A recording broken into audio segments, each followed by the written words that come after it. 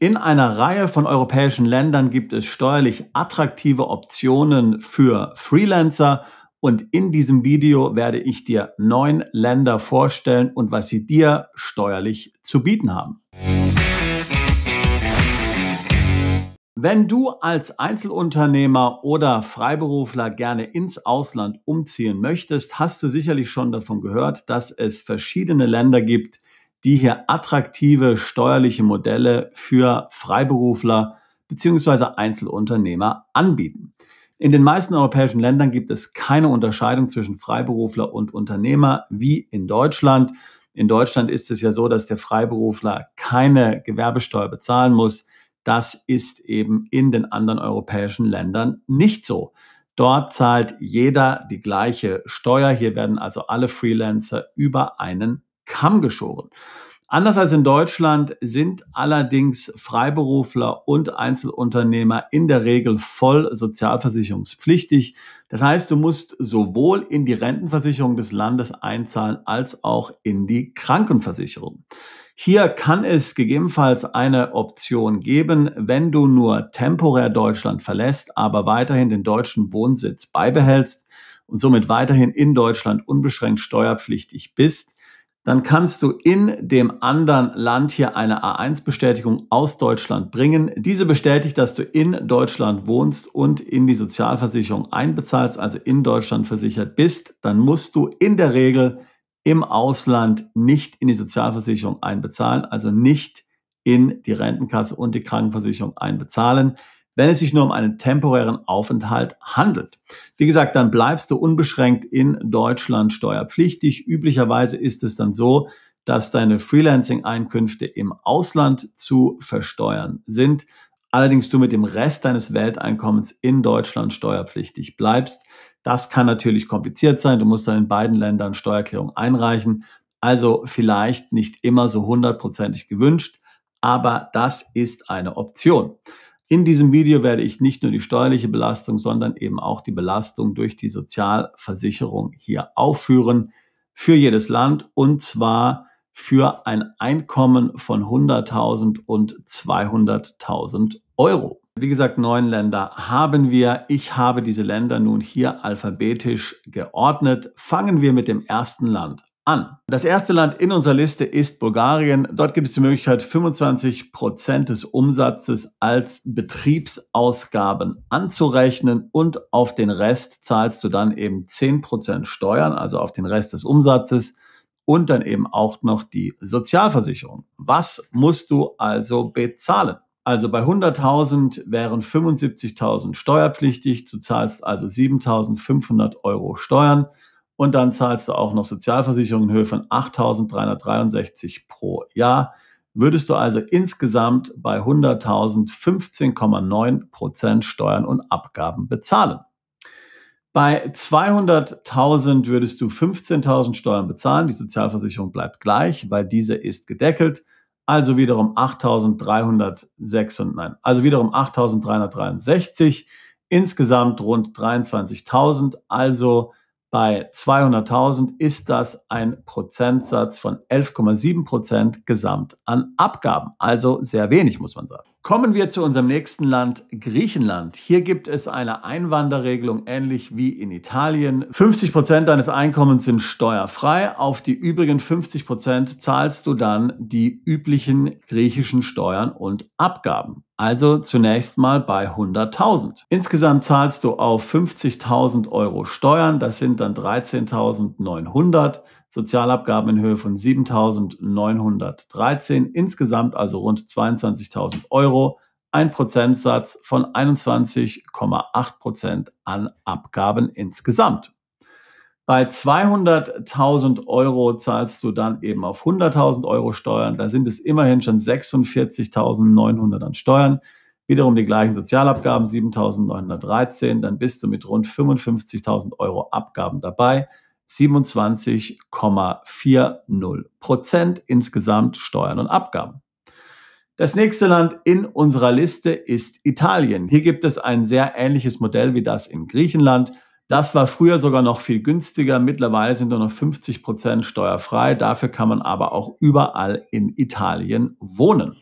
Fangen wir an, 100.000, du zahlst dann auf 50.000 Steuern, die Steuern insgesamt 13.900, der gleiche Betrag wie in Griechenland übrigens.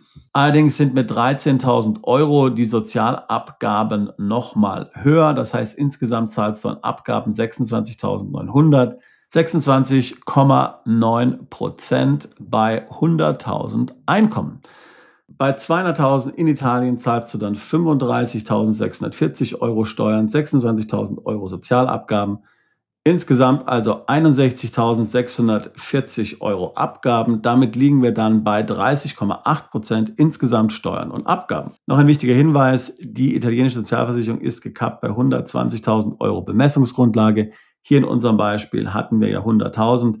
Das heißt, wenn das Einkommen jetzt noch weiter steigen würde, hier würde ich jetzt also zum Beispiel 300.000 annehmen, dann wäre natürlich die Gesamtabgabenlast geringer, aber in unserem Beispiel steigt die Sozialversicherung eben hier nochmal richtig an. Nächstes Beispiel Litauen. Hier gibt es ein Modell, wo man 30% des Umsatzes als Betriebsausgaben abziehen kann. Auf den Rest zahlt man dann die üblichen Steuern. Bei 100.000 müsste man also auf 70.000 Steuern bezahlen. Die Steuern, die fällig werden, sind 10.500. Sozialversicherung 17.550, insgesamt also 28.050 €, 28,10% Steuern und Abgaben. Du siehst schon hier, die Sozialabgaben machen natürlich immer einen großen Anteil aus. Kannst du also nachweisen, dass du in einem anderen Land der EU sozialversichert bist, dann hast du natürlich hier gegebenenfalls einen Vorteil. Kommen wir zu 200.000 € in Litauen. Wenn du 200.000 € verdienst, dann fallen 21.000 Steuern an, 35.000 € Sozialversicherung, insgesamt also Abgaben in Höhe von 56.100 oder 28,10%. Hier genau die gleichen Abgaben wie bei 100.000 €. Das nächste Land in unserer Liste ist Polen. Hier gibt es ein Flatrate-Tax-System, wo du bei verschiedenen Branchen hier unterschiedliche Pauschalsteuersätze abziehen kannst. Ich habe mal IT genommen, also Softwareentwicklung und sowas. Hierbei ist die Pauschale bei 12% bemessen. Also schauen wir uns das mal an. 100.000 € zahlst du also 12.000 an Steuern, 8.370 € an Sozialabgaben, insgesamt 20.370, rund 20,4%. Bei 200.000 zahlst du 24.000 Steuern, wiederum 8.370 an Sozialabgaben, insgesamt also 32.370 €. Das sind dann insgesamt nur 16,2% Steuern und Abgaben, also ein durchaus attraktiver Wert. Unser nächstes Beispiel ist Portugal. Auch hier kannst du 25% des Umsatzes als Betriebsausgaben abziehen. Auf den Rest sind dann Steuern und Sozialabgaben fällig.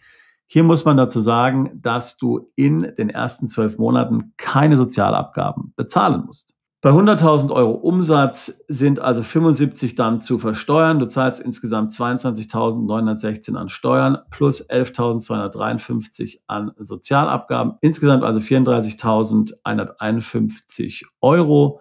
Das sind 34,2%. Bei 200.000 zahlst du insgesamt Abgaben 77.370 €. Das sind insgesamt 38,7%, also ein ziemlich teurer Spaß in Portugal, selbst hier mit den reduzierten Sätzen. Übrigens gibt es ja in Portugal den neuen NHR-Status, NHR 2.0. Dort könnte man, wenn man in der richtigen Branche tätig ist, sich auch anstellen lassen. Dann würde man nur 20% Steuern bezahlen, wobei, wie gesagt, die Steuern sind ja gar nicht mal das Hohe in Portugal. Es sind die Sozialabgaben und die hat man natürlich auch, wenn man angestellt ist. Das nächste Land in unserer Liste ist Rumänien. Hier gibt es eine 10%ige Flat Tax. Bei 100.000 € sind also Steuern von 10.000 zu bezahlen, Sozialversicherung 10.800, insgesamt also Abgaben in Höhe von 20.800 oder 20,8%. Bei 200.000 hätten wir demnach Steuern in Höhe von 20.000. Die Sozialversicherung verändert sich nicht, wiederum 10.800. Insgesamt 30.800, also 15,4% des Einkommens. Land Nummer 8 ist die Schweiz. Hier gibt es natürlich keine speziellen Sätze für Freiberufler bzw. Freelancer, aber die Steuern sind generell günstig. Ich habe jetzt hier mal angenommen, dass man in Freienbach im Kanton Schwyz lebt, eine durchaus sehr steuergünstige Gemeinde. Bei 100.000 Gewinn würden in 9.300 an Steuern anfallen, plus nochmal 10.000 für die Sozialversicherung, insgesamt 19.300. Du würdest also 19,3% bezahlen. Bei 200.000 würden 34.400 an Steuern anfallen, plus 20.000 Sozialversicherung, wären wir also bei 54.400, insgesamt 27,2%. Das 9. und letzte Land in unserer Liste ist die Tschechische Republik. Hier gibt es ja auch interessante Freelancer-Modelle. Einmal dieses 60-40-Modell. Bei diesem Modell kann man 60% des Umsatzes abziehen als Betriebsausgaben. Allerdings ist es nur anwendbar bei Freelancer, die einen Umsatz von weniger als 80.000 Euro verdienen. Daher müssen wir hier in unserer Berechnung bei 100.000, 200.000 Euro auf die reguläre Besteuerung ausweichen, die dann nicht mehr sehr attraktiv ist. Also bei 100.000 Euro Umsatz können wir hier 30% pauschal an Betriebsausgaben absetzen. Insgesamt werden dann Steuern fällig in Höhe von 10.500 Euro. Sozialabgaben 17.550, insgesamt also 28.050 Euro. Das sind 28%. Bei 200.000 liegen wir insgesamt bei Abgaben in Höhe von 69.536, also 34,77%. Was man übrigens bei diesen Berechnungen auch noch berücksichtigen muss, ist natürlich, dass ich hier immer von Singles ausgegangen bin. Bist du zum Beispiel in Italien und nutzt das Impatriati-Scheme und hast Kinder, dann musst du nur 40% deines Einkommens versteuern und nicht 50%. Und natürlich zum Beispiel in der Schweiz sind auch die Steuersätze weitaus günstiger, wenn du verheiratet bist und oder Kinder hast.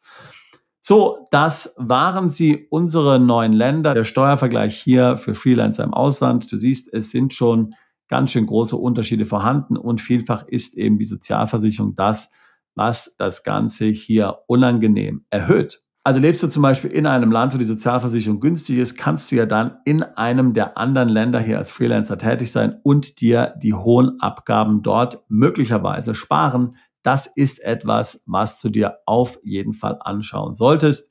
In manchen Ländern, die ich jetzt gerade eben genannt habe, würde es dann wahrscheinlich auch Sinn machen, eine Kapitalgesellschaft zu gründen. Dort kannst du dich dann selbst anstellen mit einem niedrigen Gehalt und so natürlich auch niedrige Sozialversicherung bezahlen, dir den Gewinn dann als Dividende ausschütten lassen. Das muss man eben genau einmal berechnen. Ich bin jetzt ja hier in meinem Beispiel spezifisch einmal auf den ganz normalen Freiberuflerstatus eingegangen, also ohne Firmengründung.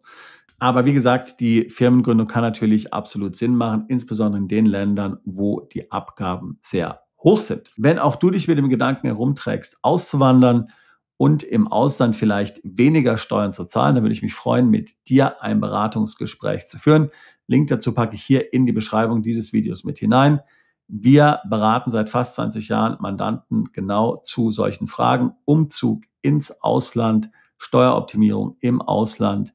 Ich würde mich freuen, auch dich alsbald zu unserer Mandantschaft zählen zu können. Bist du Unternehmer, Freiberufler oder Investor? Zieht es dich schon lange ins Ausland? Mach heute den ersten konkreten Schritt in eine Zukunft mit mehr Geld und mehr Freiheit. Buche ein Beratungsgespräch mit Sebastian und seinen Kollegen. Unsere Kanzlei unterstützt Mandanten wie dich dabei, deine Steuerlast legal zu reduzieren, Vermögen aufzubauen und zu schützen und deine persönliche Freiheit zu maximieren. Profitiere jetzt von unserem Fachwissen und unserem Netzwerk. Gehe zu mandatierung.com und werde Mandant unserer Kanzlei.